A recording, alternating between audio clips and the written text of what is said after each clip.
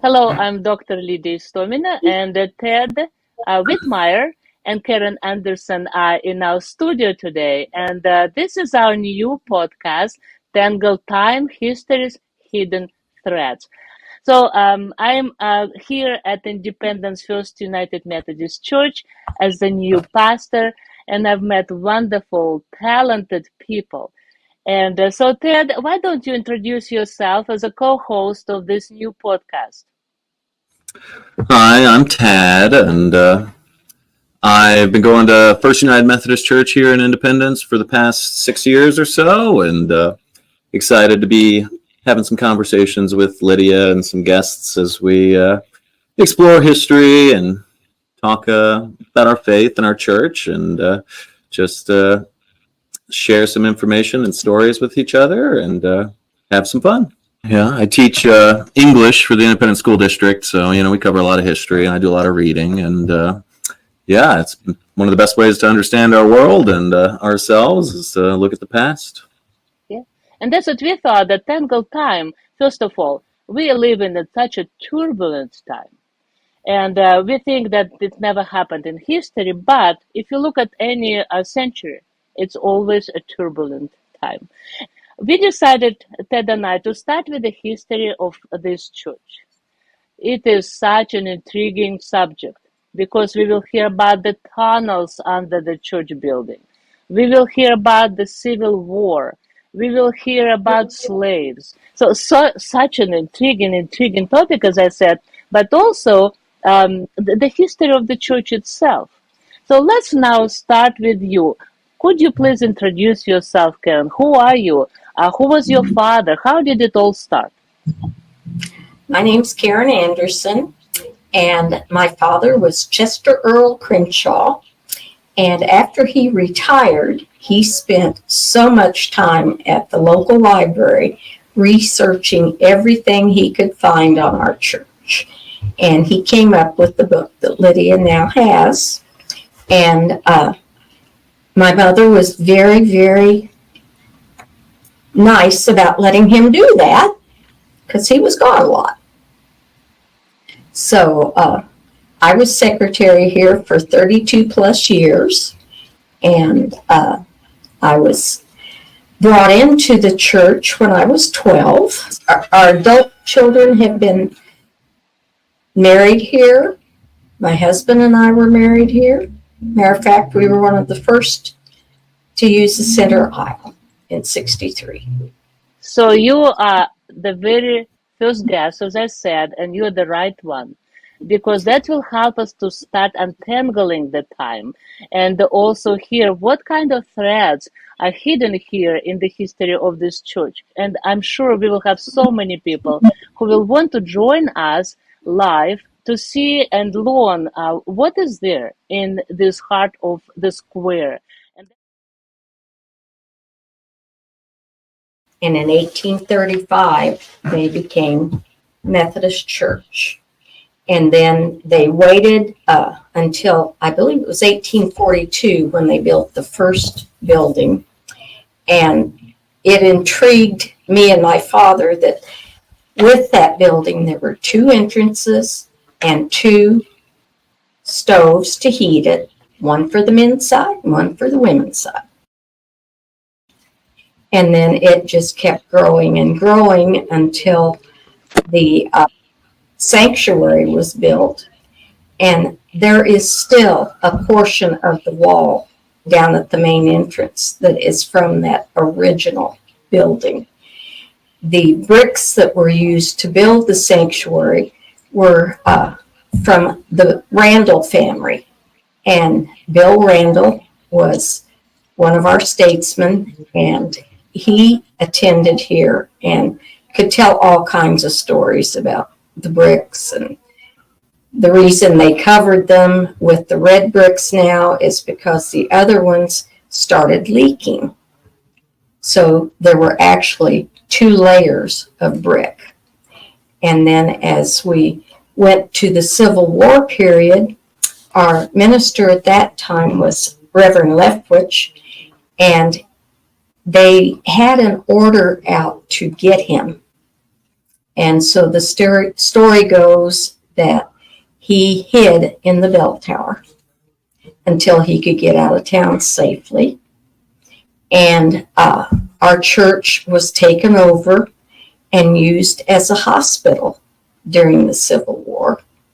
And strangely enough, when we went to recarpet the sanctuary, you can still see blood stains on the wooden floors. It just made me jump. So blood stains. Right. And back when the first sanctuary was built, we didn't have a center aisle. We had two aisles. And up above those two doors, there was a balcony. And that's where the slave owners' slaves would sit during the service. That whole sanctuary has been remodeled, huh? Oh, yeah, several times. No, we took that down and expanded the narthex. And then when they put the center aisle in, of course, they had to close up where the doors were. And if you look back there where there's two vents, that's where the doors were. And the front of the church, we had a pipe organ. The pipes are still upstairs. And one of our members played the organ for years, and then her daughter took over playing after she was gone. And when we put the center aisle in, we had difficulty covering the pipe organ pipes. And that has been a challenge over the years. And we used to have a big choir and had choir loft up there. And it's just amazed me how it changed, because we had, of course, no air conditioning, so the windows were left up during the service. And we had these look like wagon wheel lights, and the wasps used to like to fly in and be around. But So that was you were a kid, or okay? So we've had air conditioning for a little while. yes, But, yes. When we did do the remodel of the sanctuary, 5 families of the church commissioned a German sculptor to make the Christ statue that's on the back south wall. And that has been a real draw, especially for children, because they look back and they see Jesus with his hands out. and so this is a big wooden. And when he went to put it up, he wasn't satisfied with it because one of the hands wasn't just perfect. So he took it back down and he fixed it. And I got to meet him. His family came over from Germany, and he took him in to show him the work. Do you remember about when that happened? When he 62 era probably. Okay. And he was so talented. That's right when we did there was a big remodel in the 60s. Is that? It started in 60 and ended in late 61. Oh. And when they went down to, they put the arches in. And then when they went down to stabilize it, they found the tunnel. Mm. And there are so many different stories about the tunnel. But it had caved in. They could go back so far, and they could see lanterns that had been used. Of course, the way that people would like to think it was, of course, back then we had the Underground Railroad. But some people say, no, it was just a tunnel for the back in the old days. Instead of central heat, they had this billows, huge billows down there where that was. And supposedly they got the air to pump through the billows to go upstairs from the tunnel. And that is according to one of the Woodruff boys who went here. And they would pump the big billows during service. The use of the tunnel was to heat the building in some way, but the other one was related to somehow slavery or The Underground Railroad. hiding slaves and moving them along. I haven't been down there for years. It's been used as a storage room for our preschool. But you can let your imagination run away. Or maybe I have an idea. Instead of just using imagination, what about we three of us try to get in and maybe take some pictures and a video and then show next time, and maybe even go deeper into history and find maybe some connections. How about that? Can you promise it to our audience? Yeah, that'd be great. Little Indiana Jones adventure of some kind. Maybe. See what we find down there. Of course, we gotta find out. I love that. That would be wonderful. But so then, talking to your father, Karen, what did you hear from him?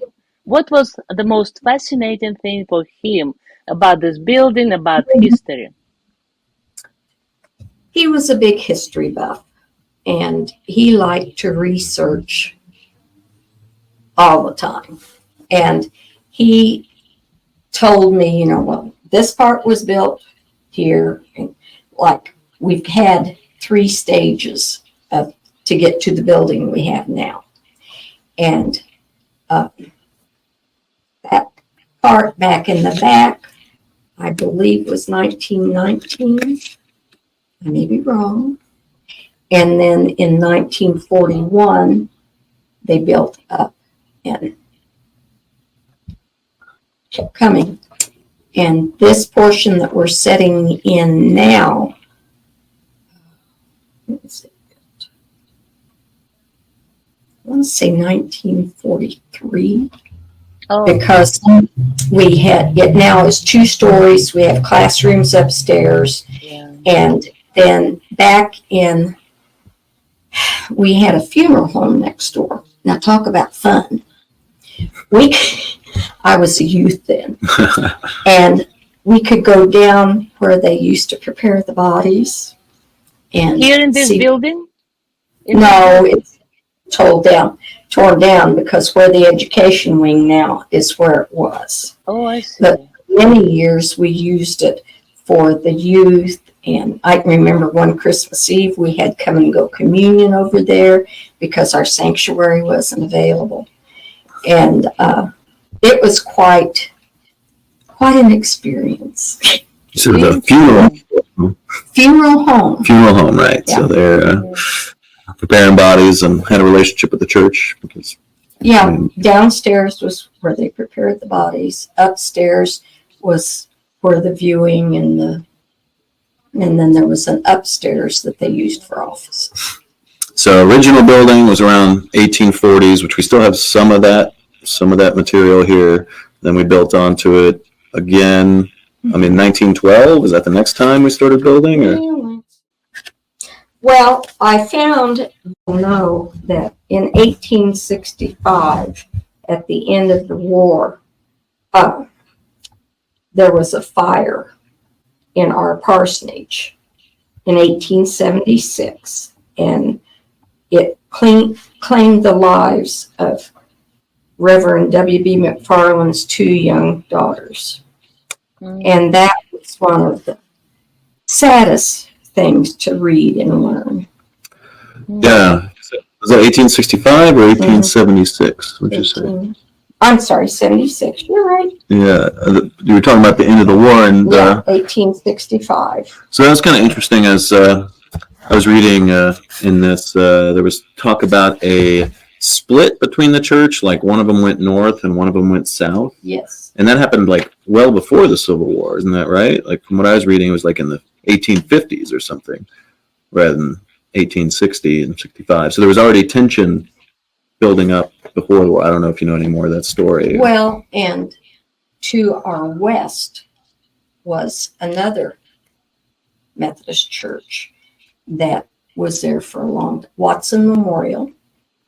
And that is where all the people from Watson Memorial built Christ Methodist. So we were two close churches. So they were around in Civil War times? Is that what you're saying? 18? I don't believe so. Okay, so it was a little later. Yeah, it was later. Well, It was a smaller church. so I was reading that there was like a United Methodist, or not United Methodist. We weren't United Methodist yet. We were Methodist Episcopal, right? So that was the a denomination that we were part of at the time, right? And then since then we've merged with another group and become the United Methodist. But there was the Methodist Episcopal North and the Methodist Episcopal South. And I wonder if that split, was that split because of slavery or the issues between North and South during that time period, or was it for a different reason? Well, you got to remember, us being in the middle of the states, it was really, really hard because you had people that were Southern sympathizers and we had the people that weren't. Yeah, I know we're that border state, right? With the whole Missouri Compromise and stuff, and so there was some tension, and so I mean, that's what I'm assuming. So I'm assuming that the reason they split was because of the disagreements on those two issues. Yeah. So I thought that was really interesting, and it was interesting as you read through here, like it lists all the families that were part of the church, and it also mentions how many slaves they had, because according to the census data that her father used to collect this information, that's what they included. So it's interesting to see that they list and 4 slaves and stuff here to the families. Whole different world, but important to recognize that. Very few church documents are available from 1860 to the beginning of the Civil War. However, we do find out through the book Martyrdom in Missouri by W.M. Leftwich that our church was a focal point of controversy. Leftwich, pastor in charge, was considered by many as adversary to be serious threat to the northern cause. Even though he had been informed of many plots to kill him, he remained faithful to his charge. But aware of impending dangers, he was prepared for sudden departure. And that's what I was talking about, that he hid out and snuck out. Your father was so interested in history. Was your mother having the same interest? No. Just you? No. Well, Dad even went back on all sides of the family and wrote books this big on each family. So he was interesting. And I think that is very connected to the reason why Ted and I were so interested in kind of proceeding with this topic, because history, as I said, is very complex. And unfortunately, our human mind, with the time passing, we start feeding more details and more stories and more names. And that's what I think chronicles like this, when people who are interested in history and also are faithful, and when it is not too much time passed and they go back and they collect material, first-hand facts. And I think that's what we want to have in our podcast, have more of these hidden threads that people like your father find and go deeper in their material to understand, as people of this time, what happened, what made people so passionate about this church, how did they live in the time of slavery, why the church was divided over slavery, and it's just all these things. And the fire you mentioned, I think it's just nobody would ever tell me. And of course, gradually, as I said, our podcast will go beyond the church, and then we will start learning about the history of the city and inviting other people who are like you and your father, love history, and then inviting them as our guests and learning together. And only this way, I think, we can understand history and ourselves, don't you think? Because Oh, history is not just okay. This is what the fact. This is what happened. But I think it helps us to grow and understand, and also look critically at ourselves. Like, wow, we're building history now, and then maybe later our children will start kind of untangling what we are doing now, and they would say, "Oh, parents, what have you done?" Or maybe they will say, "Great job." And that's what I think. Don't you think that? Could I ask you, like, how did you envision this podcast? What did you want people to get out of this? Yeah, I think you're just right on the same track I am. I feel like knowing our history and our past will help inform where we're going in the future, and I think it gives a lot of inspiration, right? Looking back at all the people, the stories, all the life that's been lived to get us to this point. I mean, we're you know we're not the biggest church at the moment. We've gone through big population swings over the years that we've it's almost 200 years now, 190 years as this church has been around, and so it fluctuates. People come, people go, people pass away, families move on, but it takes all these people, and they're the body of Christ, right? Even if that family's not here anymore, they contributed something to it. My little bit of time here, I'm going to be part of this church, contributing to it. Even if no one else I know in 50 years is going to be here, I think this church will be here, and that's really cool to be a part of, and to be one of those threads, making this tapestry that's, as you say, really complex. And it's really fun to dig in those rabbit holes and see what we can find, and learn about ourselves. And so I'm looking forward to doing that. And as you said, branching out from the church itself into the city, because I'm from Independence. I was born and raised here, and it's a really interesting city, right? And it's not just